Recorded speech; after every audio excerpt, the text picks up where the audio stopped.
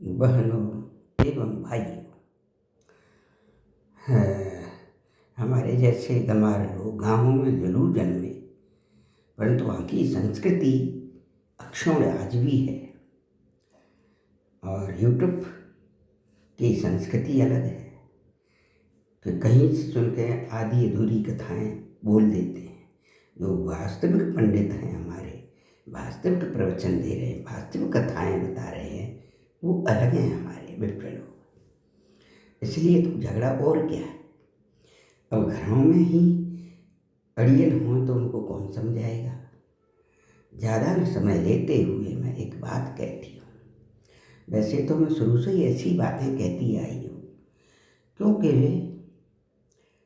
मैं ऐसे गांव परिवार से आई कि जहाँ संस्कारों के गढ़ थे, पूरे इलाकों में, हमारे नहीं सब जगह।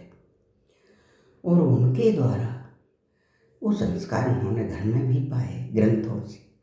कुछ कथाएं जो भागवत ढोला आला होते थे, बरसात में आला ढोला हुआ करते थे, और गर्मी में जो है आम के वृक्षों के नीचे भागवत कथाएं हुआ करती थी।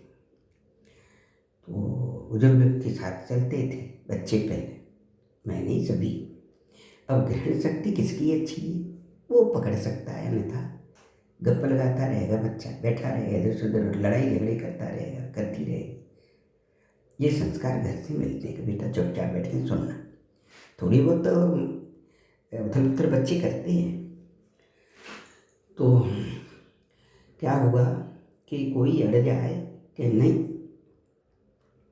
कि जो चुनकर सिर्फ लेने में ही दिमाग रहा हो, तो वो अपनी बात को चलाने के लिए तैयार रहते हैं।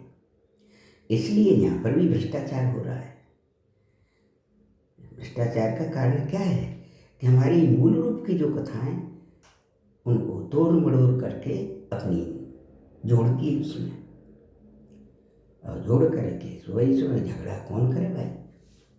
ऐसे ही परिवार के सदस्य, ऐसे ही ससुर सास बहू बेटी सब, तो उनको वास्तविक नॉलेज तो यूट्यूब से मिल रही है।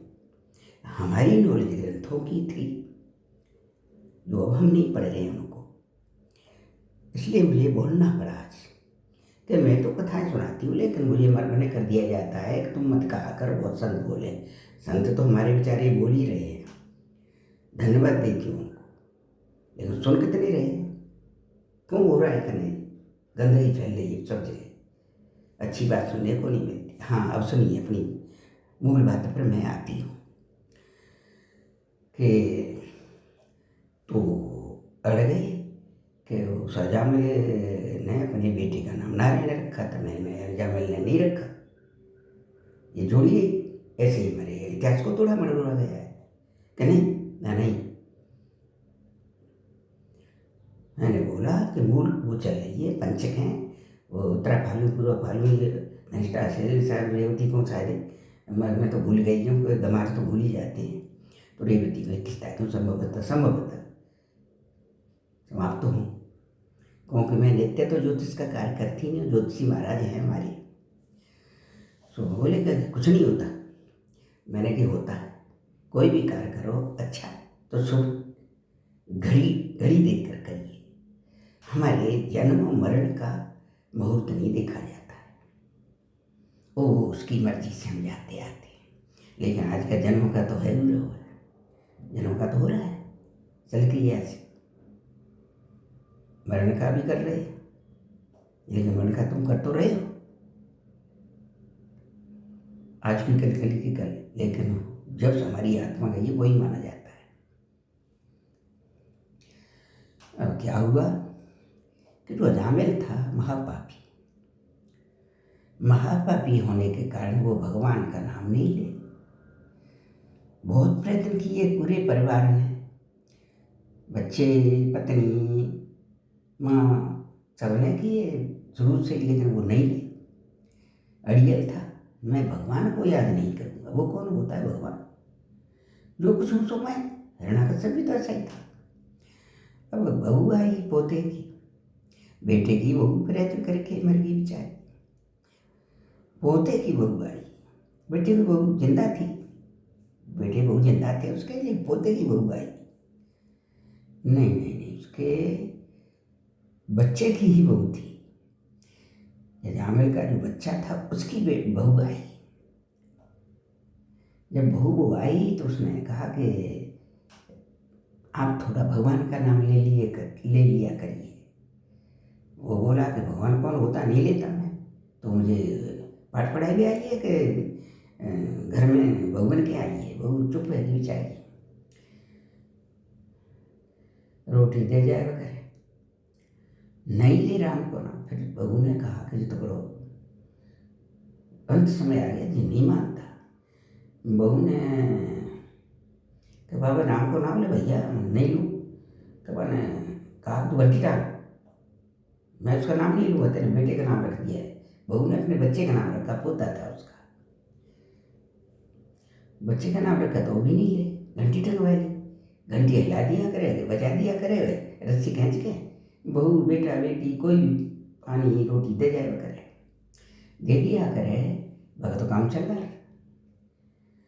अंत समय में बहुत बहू को हुआ धार्मिक परिवार की होगी, आज किसी होती तो अड़ जाती माना जाते, लेकिन वो नहीं अड़ी, क्योंकि संस्कार वो गाँव में पहले थे, ग्रंथों से भी, और ग्रंथ नहीं पढ़ती थी, कथाएँ होती थी गाँव में। तो वहाँ बहू का जो बच्चा था उसका नाम नारायण रख लिया था उसने।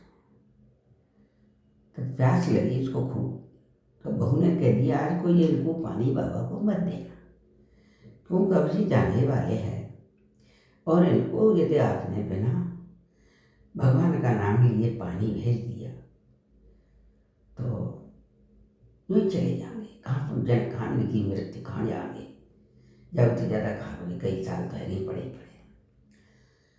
जब बहुत प्यास लगी तो उसने नाम लिया नारायण का। नारायण नाम लेते ही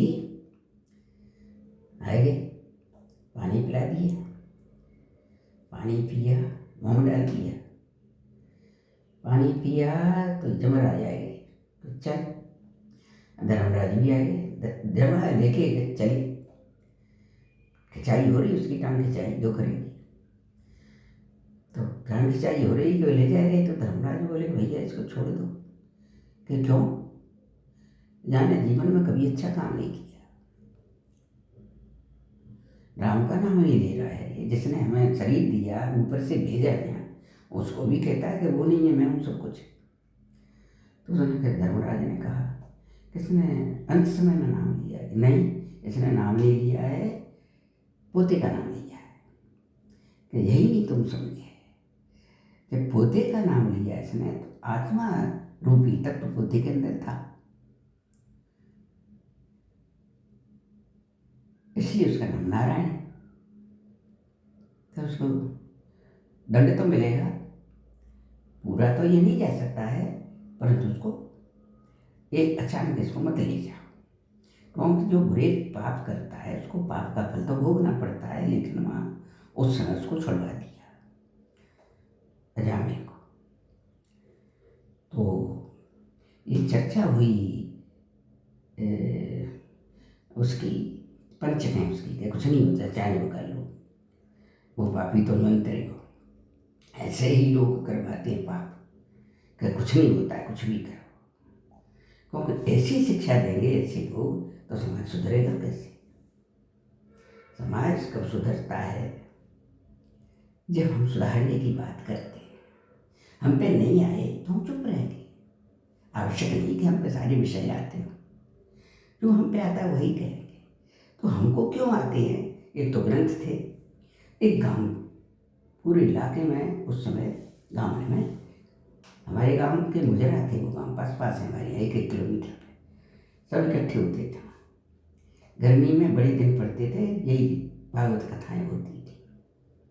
तो मैं इसलिए कहती हूँ कि एक तो धार्मिक गांव हो, लोग होंगे धार्मिक, तो बहनों भाइयों कर्म का फल तो भोगना पड़ता है, परंतु कम हो जाता है।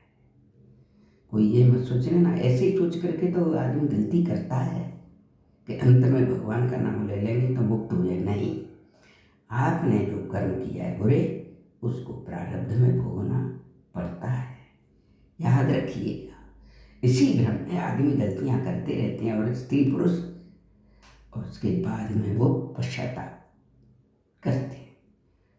तो अब चिड़िया चुग गई खुद, अब क्या होता है? कुछ नहीं होता है। इसलिए प्रत्येक पग पग पर हमारे कथाएं इसलिए दी गई। धुंधकारी की मैंने सुनाई, हमारे परिवार माँ को सुनाई थी।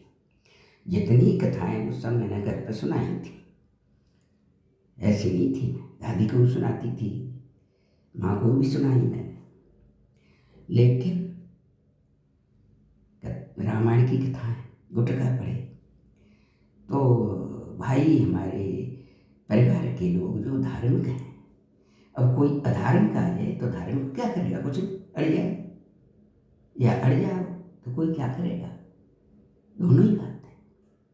तो संस्कार हमें मूल रूप से जड़ से प्रारंभ होते हैं। जो जड़ ही गलत है गई तो फल तो जो कि पेड़ कंडुआ उपजेंगे, जो हो रहा है। इसलिए यदि कोई विद्वान अपनी बात कह रहा हो, निवेदन करती हूँ, तो अड़िए मत, उसकी सुनिए।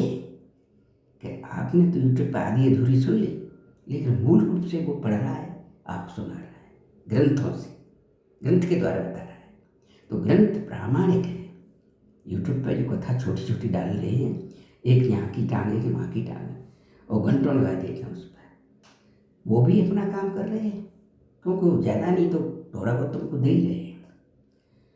नमस्कार बहनों भाइयों, मेरा नाम हेरावती है, मैं बिलगुन मानव जान